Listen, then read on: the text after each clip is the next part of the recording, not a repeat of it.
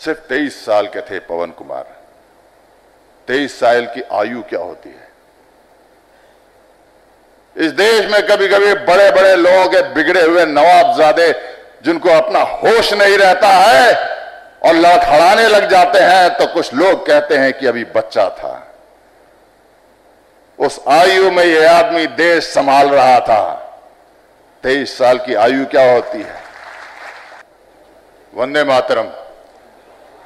देवियों सज्जनों नमस्कार। 15 जनवरी 1996 का दिन, पूरा देश जो है सेना दिवस मना रहा था। भारतीय सेना भी सेना दिवस मना रही थी। लेकिन हरियाणा के जिंद जिला का एक अस्पताल का प्रसूति गृह, लेबर रूम जो था, वहां पर नियति सेना दिवस मनाने का अपना एक अलग ही तरीका ढूंढ रही थी। वहां पर थी भर्ती एक श्रीमती कमलेश, जो प्रसूति के पीड़ा से गुजर रही थी, और उसी दिन सेना दिवस के दिन नियति ने वहां पर जन्म दिया उस प्रसूति गृह में एक बालक को। वो बालक भारतीय सेना के लिए पैदा हुआ था, क्योंकि वो सेना दिवस के दिन जन्म लिया था उसने। उस बालक का नाम पवन कुमार। पवन कुमार जो थे वो छोटे से ही थे, उनके दिल में इतनी करुणा थी, हृदय सहृदय थे, लोगों के लिए उनके मन में इतनी दया थी। वो छोटे से ही, बचपन से ही उनमें लक्षण दिखाई देते थे। एक बार स्कूल में जब बोला गया कि कैंसर पीड़ित लोगों के लिए चंदा इकट्ठा करके लाना है, 4th कक्षा में थे उस समय पवन कुमार, 4th कक्षा में, और पूरे स्कूल के सारे बच्चे, यानी कि 12वीं तक के बच्चों से भी सारा मुकाबला करके पूरे स्कूल में सबसे ज्यादा चंदा पवन कुमार ने इकट्ठा किया था। वहां पर उस विजय की उसकी शील्ड, आज सवेरे मैंने उनके पिताजी से बात की थी और उन्होंने कहा था वो शील्ड जो उन्हें उस चंदा इकट्ठा करने के लिए मिली थी, वो आज भी उनके सामने है। आज भी उसको देखते हैं और स्मरण करते हैं किस प्रकार मेरा बेटा सच्चे दिल का बालक था। आज भी उन्हें याद आता है। किशोर अवस्था में थे वो, एक बार जा रहे थे और कहीं पर कोई गरीब व्यक्ति मिला, उस पर उन्हें दया आई और उन्होंने अपनी जेब टटोली। उनमें थे 15,000 रुपए। किशोर अवस्था में थे, 10वीं या 12वीं की बात है। उन्होंने 15,000 रुपए उस गरीब व्यक्ति को दे दिए। इस प्रकार के बालक थे पवन कुमार। जब माता पिता दोनों शिक्षक हो तो पढ़ाई लिखाई में कोई संशय हो तो कहां निवारण करना है ये तो उनको पता था, उसमें तो कोई तकलीफ नहीं थी। लेकिन बड़े होकर क्या बनना है इस बात का संशय तो उनके मन में था ही नहीं, क्योंकि ये इस प्रश्न का उत्तर तो उनके जन्म के साथ साथ ही दे दिया था नियति ने कि बड़े होकर तो भारतीय सेना में ही जाना है। सेना दिवस के दिन जन्म लिया। तो नियति के हिसाब से 12वीं पास किया और उसके बाद वो दिल्ली यूनिवर्सिटी के रामजस कॉलेज में जाकर भर्ती तो हो गए, लेकिन नियति का बुलावा आना था। एनडीए से कॉल लेटर आया, कॉलेज छोड़ो, आ जाओ अपनी कर्म भूमि पर, और पहुंच गए। पवन कुमार रामजस कॉलेज छोड़ा, बाकी साथियों को बोला आप करो आराम, हम चले करने काम। पहुंच गए वो एनडीए खड़गवासला। एनडीए में जाकर वहां पर जो थे पवन कुमार शारीरिक रूप से बहुत सक्षम थे, बहुत शक्तिशाली थे, काफी ताकत थी उनके अंदर। खेल कूद हो, दौड़ भाग हो, ट्रेनिंग हो, हर खेल में हर क्षेत्र पर सबसे आगे सबसे ऊपर सदैव रहते थे। न सिर्फ स्वयं बल्कि अपनी टीम को भी, जहां भी थे, जिस कॉलेज में थे, सदैव अव्वल नंबर पर लेकर आते थे। जब भी देखते थे कोई रेस बैक हो रहा है, उनका कोई साथी कमजोर पड़ रहा है, घायल हो गया है, पीड़ा है, उसको पीठ पर उठाकर भागते थे कि पूरी की पूरी टीम सबसे पहले जाती थी। और जब तक पवन कुमार रहे वहां पर अपने उस कॉलेज में, हर चैंपियनशिप में वो चैंपियनशिप लेते रहे। वहां से पास आउट होने के बाद पवन कुमार ने कमीशन लिया 7 डोगरा रेजिमेंट में। लेकिन पवन कुमार जो थे अपनी शक्ति के हिसाब से, उनका सामर्थ्य तो था, वो दूर से दिखता था, हीरे की परख सबको होती है वहां पर जितने जौहरी हैं सेना में, वो देखते ही हर क्षेत्र में उनको डाल दिया जाता था और उनको तुरंत, वो लेफ्टिनेंट थे, नए नए अधिकारी थे, लेकिन वहां पर वेस्टर्न कमांड का, पूरे कमांड के एडवेंचर टीम का कप्तान उन्हें नियुक्त किया गया कि आप इस टीम को लेकर जाएंगे और पूरे इंडियन आर्मी ने अभी एयर फोर्स की जो कंपटीशन होगा उसमें आप वेस्टर्न कमांड की टीम का इसका नेतृत्व करेंगे। और पवन कुमार तो हमेशा चुनौतियों की तलाश में रहते थे। Bring it on, man. We want bigger, higher, more difficult. And that is what he used to look for. That is what he used to get every time. And he got that and went for that competition. But वहां पर बड़े बड़े महारथी आए थे. उन्हीं महारथियों में एक कुछ महारथी थे, वो 10 para commando special force unit के थे. उनकी नजर पड़ी पवन कुमार पर. पवन कुमार की नजर पड़ी उन पर. दोनों में कुछ समझौता हो गया. पवन कुमार वहां से वापस आए यूनिट और उन्होंने वॉलंटरी फॉर्म भर दिया कि श्रीमान, मैं 10 para commando special forces unit में जाना चाहता हूं. उसके बाद उनका बुलावा आया. वहां पर गए. 3 महीने की आग से तपने वाली प्रशिक्षण प्रोबेशन से वो गुजरे. हर उसकी परीक्षा में वो उत्तीर्ण हुए और 3 महीने के बाद वो पैरा कमांडो का उनको बलिदान बैच मिला और वो पवन कुमार, लेफ्टिनेंट पवन कुमार बन गए स्पेशल फोर्सेस के पैरा कमांडो.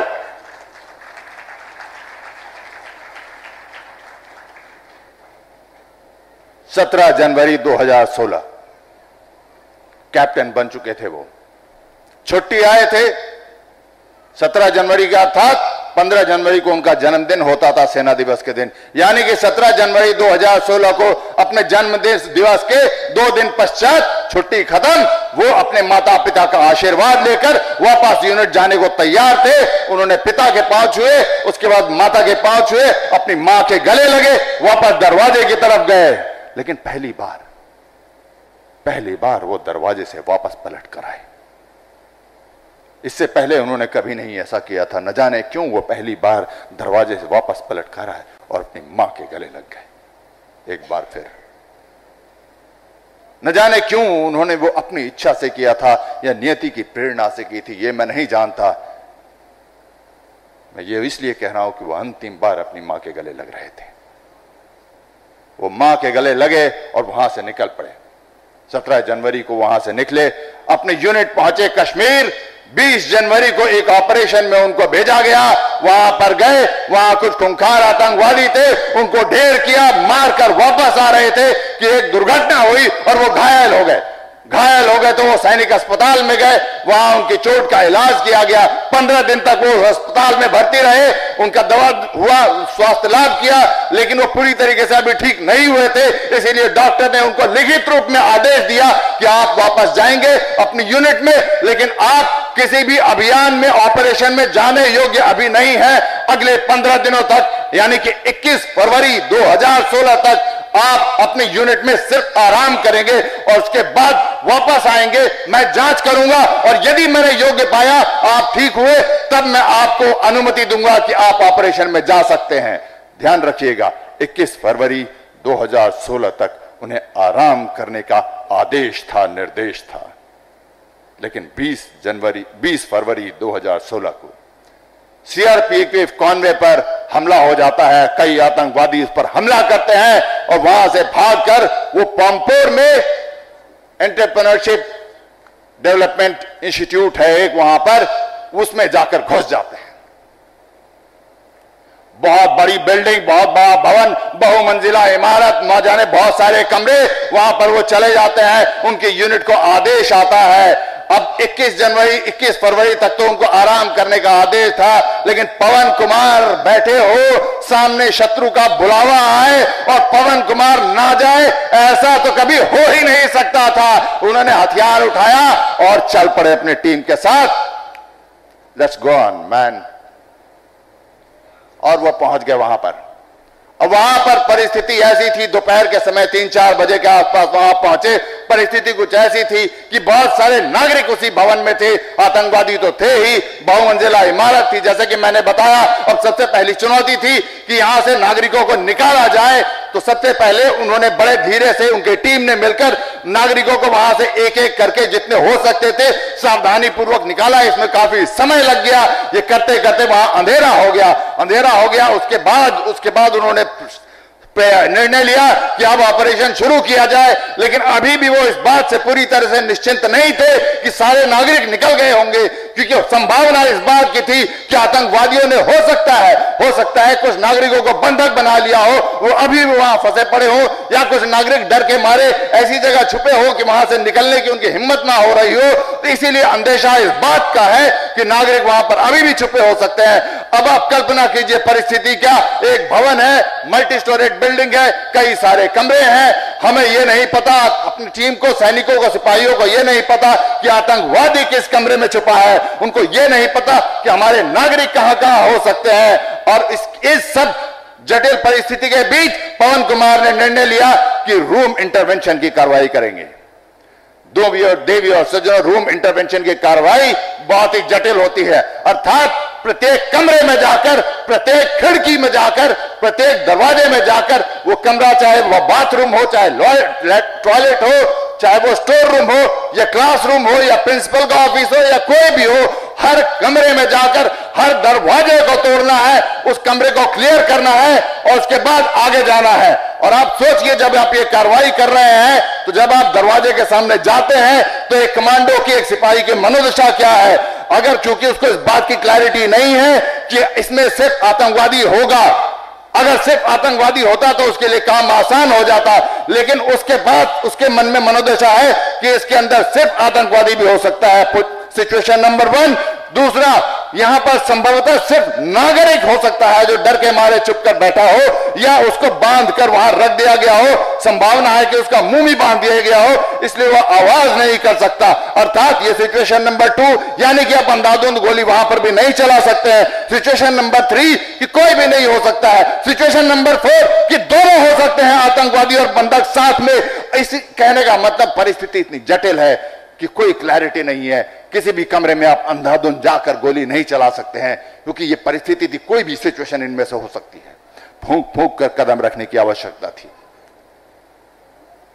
और आप चूंकि गोली नहीं चला सकते हैं तो आपको पता कैसे चलेगा, और आप ये भी नहीं है कि अंधेरे में आप टॉर्च जलाएंगे प्रारंभ में ही, क्योंकि आपने टॉर्च जलाया तो आपने अपनी पोजीशन दे दी, और जहां आपने टॉर्च चलाया यानी कि गारंटी है कि गोली आपको लगेगी। अंधेरा इतना कि हाथ को हाथ ना दिखे, और उस परिस्थिति में वो जानते थे जाम जोखिम का खेल है, यानी कि पता चलने का तभी आपको पता चलेगा कि यहां आतंकवादी है जब आतंकवादी गोली चलाएगा, उसके पहले आपको पता ही नहीं चलेगा। So you will have to face the bullet first and then your action begins, that is the game. और इस परिस्थिति में चूंकि वो जानते थे कि कितना खतरा है, तो सबसे आगे कैप्टन पवन कुमार आगे चले, एक एक करके एक एक दरवाजा तोड़ते गए, उनकी टीम के साथ उस रूम को क्लियर करते गए, आगे बढ़ते गए, दरवाजा तोड़ते गए, रूम को क्लियर करते गए, आगे बढ़ते गए। और जैसे जैसे वो आगे बढ़ रहे हैं, वो उस कमरे को अनगार्डेड भी नहीं छोड़ सकते हैं, क्योंकि वहां गार्ड करना जरूरी है, क्योंकि ऐसा ना हो कि हमने एक रूम क्लियर किया, आगे गए और पीछे से आतंकवादी आके फिर इसी रूम में घुस जाए। तो यानी कि जब जब आगे बढ़ रहे हैं उनकी टीम की संख्या भी कम होती जा रही है, और उस टीम को लेते हुए आगे चलते चले गए। अब इनको तो पता नहीं है आतंकवादी कहां है, लेकिन आतंकवादी चाहे जिस रूम में बैठा हो उसको समझ में आ रहा था कि सेना के सिपाही कहां से आ रहे हैं। चाहे जितने भी दबे पांव चले, जब दरवाजे को आप तोड़ रहे हैं तो उनको पता चल रहा है कहां से आवाज आ रही है, कौन सा दरवाजा टूट रहा है और कितनी दूर है वो, किस ओर आ रहे हैं, किस तरफ से आ रहे हैं, ये सब उन आतंकवादियों को पता चल रहा था। और जब उनके बगल वाले कमरे को कैप्टन पवन कुमार ने क्लियर किया तो समझ गए वो लोग कि अब हमारी बारी है। आतंकवादियों ने पोजीशन ले लिया अंदर, दरवाजे की तरफ निशाना, राइफल कॉक, ट्रिगर पे उंगली, तैयार, सांस रोके बैठे हुए थे। कैप्टन पवन कुमार आते हैं, दरवाजे को जैसे ही तोड़कर सामने खड़े होते हैं, आतंकवादी उन पर गोलियों की बौछार कर देते हैं। You know, the bullet travels faster than sound. आवाज से तेज बंदूक की गोली चलती है, but still doesn't travel faster than light. तो पवन कुमार जब दरवाजे पर थे, जैसे ही उन्होंने गोलियां चलाई, पवन कुमार को उनके राइफल का फ्लैश दिख गया। पवन कुमार को उनको राइफल का फ्लैश दिख गया और पलक में ही, इससे पहले कि वो गोलियां उन्हें लगती और अपना प्रभाव डाल पाती, उससे पहले पवन कुमार ने अपना प्रभाव डाला, बिजली की फुर्ती और सटीक उसी फ्लैश की तरफ जहां जहां से फ्लैश आई थी वहीं वहीं गोली चलाया, क्योंकि उनको यह भी पता था कि संभावना यह है कि इस आतंकवादी के साथ कोई सिविलियन भी बैठा हो सकता है जो शायद बंधक हो, तो निशाना एकदम अचूक होना चाहिए। जहां से फ्लैश आया वहीं गोलियां इनकी गई और जो आतंकवादी थे इससे पहले कि ये ढेर होते, आतंकवादी भी 7 ढेर कर दिए उन्होंने वहीं पर। और इस ऑपरेशन में पवन कुमार ने मार्ग प्रशस्त किया अपने बाकी टीम के सदस्यों के लिए कि आगे का ऑपरेशन आसान हो जाए, इसके लिए उन्होंने मार्ग प्रशस्त किया और मार्ग प्रशस्त किया उन्होंने अपना स्वयं का, कि वीर भोग्या वसुंधरा का मार्ग उन्होंने प्रशस्त कर लिया। कैसे मैं स्वर्ग जाऊंगा और वीर गति को प्राप्त करके वो वहां ऊपर वीर भोग्या वसुंधरा स्वर्गारोहण की तरफ कैप्टन पवन कुमार चले गए। उनके इस अदम्य साहस, बहादुरी और पराक्रम के लिए कैप्टन पवन कुमार को भारत के राष्ट्रपति ने शौर्य चक्र से सम्मानित किया।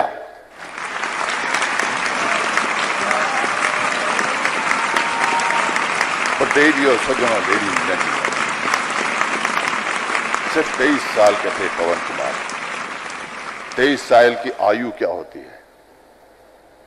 इस देश में कभी कभी बड़े बड़े लोगों के बिगड़े हुए नवाबजादे जिनको अपना होश नहीं रहता है और लड़खड़ाने लग जाते हैं, तो कुछ लोग कहते हैं कि अभी बच्चा था।